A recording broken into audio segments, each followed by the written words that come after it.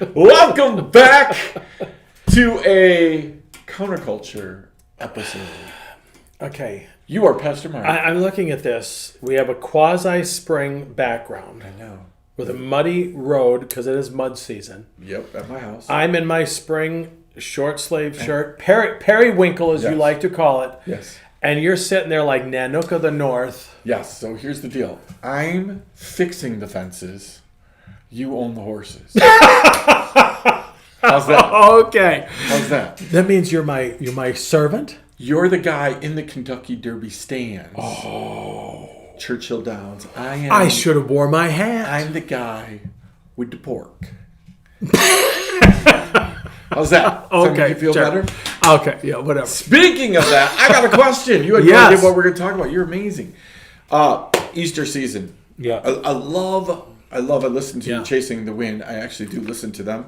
Frequently, I am on my phone looking up things that you are telling me to think about. But I loved that you used the phrase Easter season. Okay. Right? Yeah. We get so caught up in Easter as a day. Yeah. But Easter really is a state of mind and it's a season. Yes. Right? Yeah. And so thinking during this Easter season, now that we're past, this is going to come out of Easter, so not going to give anybody, any real problems. But I want to ask you a question, right? Frequently we read the Passion story, the Easter story, and we tend to say we would never, or we would have been like this, or I would never deny Christ. I would never have betrayed him. I would never shout crucify. I would never have done those things. I would have been at the parade going, go, Jesus, go. Go, Jesus, go, right? And then I would have stuck with Someone's it. going to not watch Right, this again.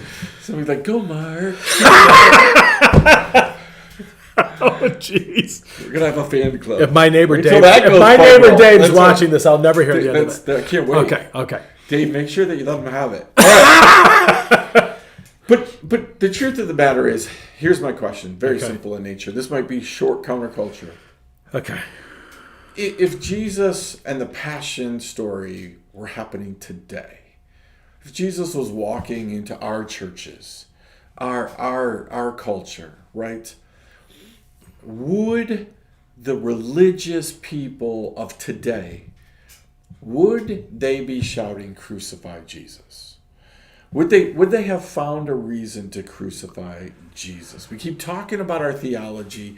We keep talking about, all of these things that have really developed a culture within our culture of Christianity, right? But the truth of the matter is, would most churchgoers be standing in a crowd yelling, crucify Jesus? I don't know that most of them would. I am probably certain there are some who would. Most is pretty strong. Many is probably pretty strong. Some, I think so, because they will go whichever, they are nominal, in one sense. They have just enough Jesus to feel good, but are they truly saying, wait a minute here? It's a hard question, one that needs to be really asked, but maybe the question needs to be asked this way. How have we hollered, crucify Jesus? So again, because it may not be outright us hollering it, but we're saying when we I'm going old school here, punch the clock or compartmentalize our Christianity. Okay, I got my hour in for Jesus this week. It probably equates to about a half hour because you're really not paying attention. So I got my Jesus time in, but I don't want him spilling over into my life. Crucify him. Yeah, I think. Or I really want this. Yep. So this is what I'm going to. It kind of ties in a little bit. Well, I don't want Jesus to get in the way of my sin. Your butt Jesus. My butt Jesus, yeah. I love you, but I love Jesus, but I don't want him getting in the way of my porn problem. I don't want Jesus getting in the way of my promiscuity. I don't want Jesus getting in the way of my cheating or whatever the case is, my sin. So Jesus is fine. That's why I think on Palm Sunday, it's also Passion Sunday on the Christian calendar. And so in our church, the first part we read the Paul narrative. The second part, I read the full Passion narrative. This year it was 2 full chapters, Mark 14 and 15. And I just don't read it, blah, blah, blah. I mean, I read it hopefully with some feeling, because there should be some feeling. It should move us. Passion. And I do that because we will have a Tenebrae service, which is telling the story of what happened on Good Friday. But if you don't come to a Good Friday service, you go from the parade to the party. Yep. And you don't ever understand. We like this Jesus who's a party guy. Mm-hmm. We don't want the Jesus who says, wait a minute, I did this for you. That makes me uncomfortable. We crucify him again. Yep. So if I love your thought process, right?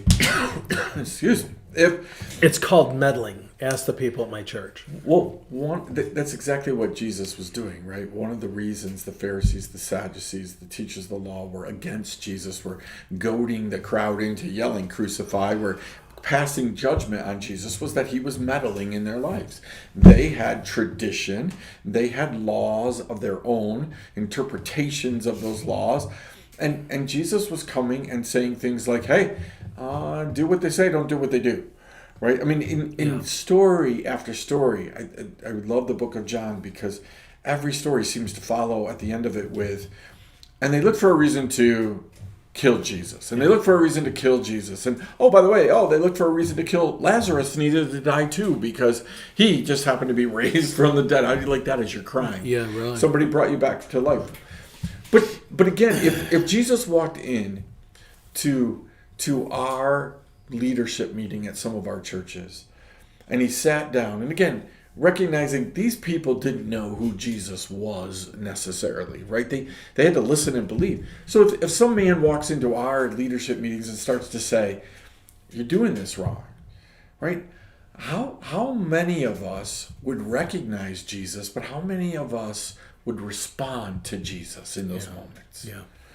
Well, and so as you're sitting here and I'm pondering what you're saying, I said whenever you're porn, you're promiscuity, whatever it is. Okay, let's go farther. Let me dig a little. I'm going to meddle a little bit more here. Pick up your feet. What about when you don't forgive? Yeah. What about when we speak critically and harshly? We've all done it. We've all done it, and we've all not forgiven when we have been divisive. When I'm going to get spiritual now. When we don't tithe, when we are not generous with our giving, but also our time or whatever. Sure.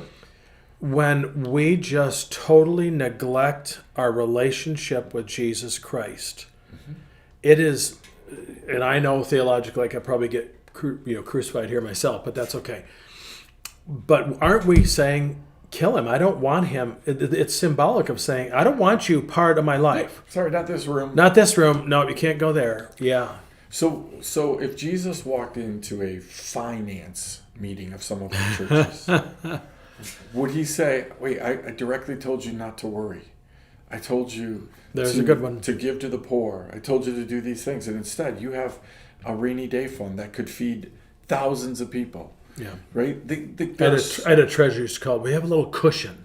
I get that, but how many churches have that? The endowments have kept some churches going forever, and they don't have to trust God.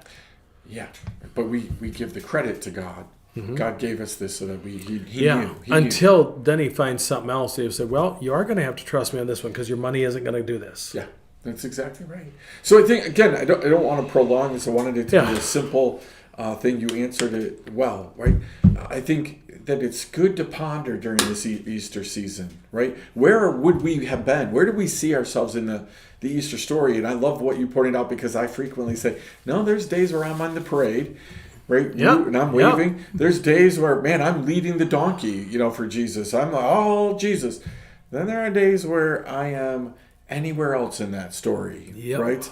And there's a lot of places to be in. How long, do I have to put up with you, idea? Like, why couldn't you stay awake with me for an hour? Yeah. Right? There's a lot of places to find yourself in this story. Absolutely. Right? And I've always said, if you read the Bible, you will find yourself in there. you will find yourself in there. Well, that's the challenge, this counterculture, this Easter season. Where are you in the Easter story? Ponder that. Think about that. We'll see you next time right here. Counterculture. Grace and peace.